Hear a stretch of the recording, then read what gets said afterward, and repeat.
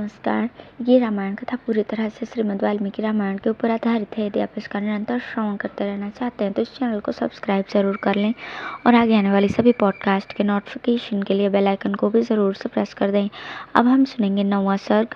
सुमंत्र का राजा को ऋष्यशृंग मुनि को बुलाने की सलाह देते हुए उनके अंग देश में जाने और शांता से विवाह करने का प्रसंग सुनाना। पुत्र के लिए अश्वमेध यज्ञ करने की बात सुनकर सुमंत्र ने राजा से एकांत में कहा, महाराज, एक पुराना इतिहास सुनिए। मैंने पुराण में भी इसका वर्णन सुना है। ऋत्विजों ने पुत्र प्राप्ति के लिए अश्वमेध रूप उपाय का उपदेश किया है, परंतु मैंने इतिहास के रूप में कुछ विशेष बात सुनी है। राजन, पूर्व काल में भगवान सनत कुमार ने ऋषियों के निकट एक कथा सुनाई थी। वो आपकी पुत्र प्राप्ति से संबंध रखने वाली है। उन्होंने कहा था, मुनिवरों, महर्षि काश्यप के विभांडक नाम से एक प्रसिद्ध पुत्र हैं। उनके भी एक पुत्र होगा जिसकी लोगों में ऋष्यशृंग नाम से प्रसिद्धि होगी। वे ऋष्यशृंग मुनि सदा वन में ही रहेंगे और वन में ही सदा लालन पालन पाकर वे बड़े होंगे। सदा पिता के ही साथ रहने के कारण विप्रवर ऋष्यशृंग दूसरे किसी को नहीं जानेंगे। राजन, लोक में ब्रह्मचर्य के 2 रूप विख्यात हैं और ब्राह्मणों ने सदा उन दोनों रूपों का वर्णन किया है। एक तो है दंड, मेखला आदि धारण रूप मुख्य ब्रह्मचर्य और दूसरा है ऋतुकाल में पत्नी समागम रूप गौण ब्रह्मचर्य। उन महात्मा के द्वारा उक्त दोनों प्रकार के ब्रह्मचर्यों का पालन होगा। इस प्रकार रहते हुए मुनि का समय अग्नि तथा यशस्वी पिता की सेवा में ही व्यतीत होगा। उसी समय अंग देश में रोमपाद नामक एक बहुत बड़े प्रतापी और बलवान राजा होंगे। उनके द्वारा धर्म का उल्लंघन हो जाने के कारण उस देश में घोर अनावृष्टि हो जाएगी, जो सब लोगों को अत्यंत भयभीत कर देगी। वर्षा बंद हो जाने से राजा रोमपाद को भी बहुत दुख होगा। वे शास्त्र ज्ञान में बढ़े चढ़े ब्राह्मणों को बुलाकर कहेंगे, विप्रवरों, आप लोग वेद शास्त्र के अनुसार कर्म करने वाले तथा लोगों के आचार विचार को जानने वाले हैं। अतः कृपा करके मुझे ऐसा कोई नियम बताइए जिससे मेरे पाप का प्रायश्चित हो जाए। राजा के ऐसा कहने पर वे वेदों के पारंगत विद्वान सभी श्रेष्ठ ब्राह्मण उन्हें इस प्रकार सलाह देंगे। राजन, विभांडक के पुत्र ऋष्यशृंग वेदों के पारगामी विद्वान हैं। भोपाल, आप सभी उपायों से उन्हें यहाँ ले आइए। बुलाकर उनका भलीभांति सत्कार कीजिए। फिर एकाग्रचित्त होकर वैदिक विधि के अनुसार उनके साथ अपनी कन्या शांता का विवाह कर दीजिए। उनकी बात सुनकर राजा इस चिंता में पड़ जाएंगे कि किस उपाय से उन शक्तिशाली महर्षि को यहाँ लाया जाए। फिर वे मनस्वी नरेश मंत्रियों के साथ निश्चय करके अपने पुरोहित एवं मंत्रियों को सत्कार पूर्वक वहां भेजेंगे। राजा की बात सुनकर वे मंत्री और पुरोहित मुख लटकाकर दुखी होकर यूं कहने लगेंगे कि हम महर्षि से डरते हैं, इसलिए वहां नहीं जाएंगे। यूं कहकर वे राजा से बड़ी अनुनय विनय करेंगे। इसके बाद सोच विचार कर वे राजा को योग्य उपाय बताएंगे और कहेंगे कि हम उन ब्राह्मण कुमार को किसी उपाय से यहाँ ले आएंगे। ऐसा करने से कोई दोष नहीं घटित होगा। इस प्रकार वैश्यों की सहायता से अंगराज मुनि कुमार ऋष्यशृंग को अपने यहाँ बुलाएंगे। उनके आते ही इंद्रदेव उस राज्य में वर्षा करेंगे। फिर राजा उन्हें अपनी पुत्री शांता समर्पित कर देंगे। इस प्रकार ऋष्यशृंग आपके जमाता हुए वही आपके लिए पुत्रों को सुलभ कराने वाले यज्ञ कर्म का संपादन करेंगे। यह सनत कुमार जी की कही हुई बात मैंने आपसे निवेदन की है। यह सुनकर राजा दशरथ को बड़ी प्रसन्नता हुई। उन्होंने सुमंत्र से कहा, मुनि कुमार, ऋष्यशृंग को यहाँ जिस प्रकार और जिस उपाय से बुलाया गया वो स्पष्ट रूप से बताओ। 10वां सर्ग अंग देश में ऋष्यशृंग के आने तथा शांता के साथ विवाह होने के प्रसंग का कुछ विस्तार के साथ वर्णन। राजा की आज्ञा पाकर उस समय सुमंत्र ने इस प्रकार कहना आरंभ किया। राजन, रोमपाद के मंत्रियों ने ऋष्यशृंग को वहाँ जिस प्रकार और जिस उपाय से बुलाया था वो सब मैं बता रहा हूँ, आप मंत्रियों सहित मेरी बात सुनिए।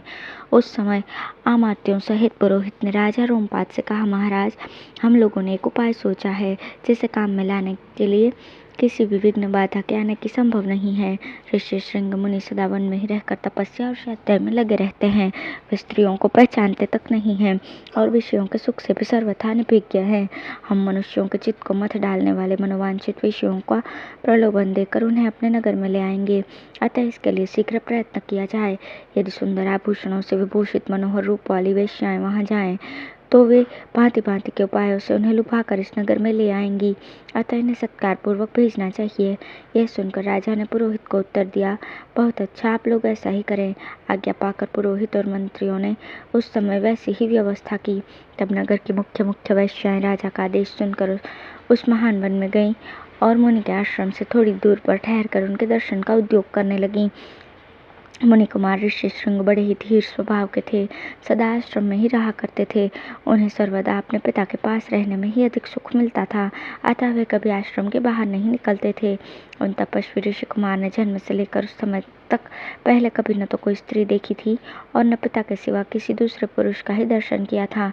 नगर या राष्ट्र के गांव में उत्पन्न हुए दूसरे प्राणियों को भी वे नहीं देख पाए थे। तदंतर एक दिन वे भांडक कुमार ऋष्यशृंग अकस्मात घूमते फिरते उस स्थान पर चले आए जहाँ वे वेश्याएं ठहरी हुई थीं। वहां उन्होंने उन सुंदरी वनिताओं को देखा। उन प्रमदाओं का वेश बड़ा ही सुंदर और अद्भुत था। वे मीठे स्वर में गा रही थीं। ऋषि कुमार को आया देखकर सभी उनके पास चली आईं और इस प्रकार पूछने लगीं, ब्राह्मण, आप कौन हैं, क्या करते हैं तथा इस निर्जन वन में आश्रम से इतनी दूर आकर अकेले क्यों विचर रहे हैं, यह हमें बताइए, हम लोग इस बात को जानना चाहती हैं। ऋष्यशृंग ने वन में कभी स्त्रियों का रूप नहीं देखा था और वे स्त्रियां तो अत्यंत कमनीय रूप से सुशोभित थीं, अतः उन्हें देखकर उनके मन में स्नेह उत्पन्न हो गया। इसलिए उन्होंने उनसे अपने पिता का परिचय देने का विचार किया। वे बोले, मेरे पिता का नाम विभांडक मुनि है, मैं उनका औरस पुत्र हूँ। मेरा ऋष्यशृंग नाम और तपस्या आदि कर्म इस भूमंडल में प्रसिद्ध है।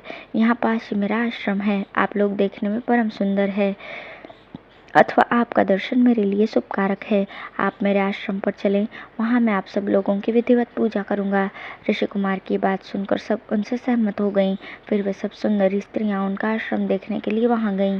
वहाँ जाने पर ऋषि कुमार ने, ये अर्घ्य है, ये पाद्य है तथा ये भोजन के लिए फल मूल प्रस्तुत है, ऐसा कहते हुए उन सबका विधिवत पूजन किया। ऋषि की पूजा स्वीकार करके वे सभी वहाँ से चली जाने को उत्सुक हुईं। उन्हें विभांडक मुनि का वह जल लगा रहा था, इसलिए उन्होंने शीघ्र ही वहाँ से चले जाने का विचार किया। वे बोली, ब्राह्मण, हमारे पास भी ये उत्तम उत्तम फल है, विप्रवर, इन्हें ग्रहण कीजिए, आपका कल्याण हो। इन फलों को शीघ्र ही खा लीजिए, विलंब न कीजिए। ऐसा कहकर उन सब ने हर्ष में भरकर ऋषि का आलिंगन किया और उन्हें खाने योग्य भांति भांति के उत्तम पदार्थ तथा बहुत सी मिठाइयाँ दी। उनका रसास्वादन करने के पश्चात उन तेजस्वी ऋषि ने समझा कि ये भी फल है, क्योंकि उस दिन के पहले उन्होंने कभी वैसे पदार्थ नहीं खाए थे। भला सदा वन में रहने वालों के लिए वैसी वस्तुओं के स्वाद लेने का अवसर ही कहाँ है। तत्पश्चात उनके पिता विभांडक मुनि के डर से डरी हुई वे स्त्रियां व्रत और अनुष्ठान की बात बताकर उन ब्राह्मण कुमार से पूछकर उसी बहाने वहां से चली गईं। उन सब के चले जाने पर काश्यप कुमार ब्राह्मण ऋष्यशृंग मन ही मन व्याकुल हो उठे और बड़े दुख से इधर उधर टहलने लगे।